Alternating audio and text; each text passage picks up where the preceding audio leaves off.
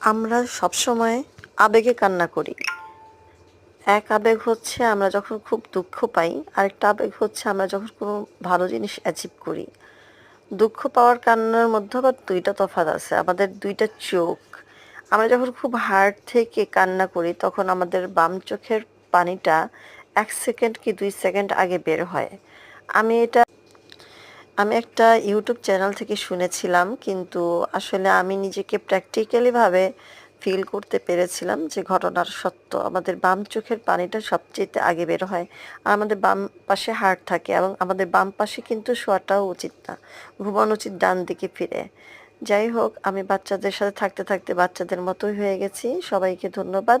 বাচ্চাদের সাথে এভাবে খেলা করবেন, ওদের নতুন, নতুন ক্রিয়েটিভিটি শেখাবেন।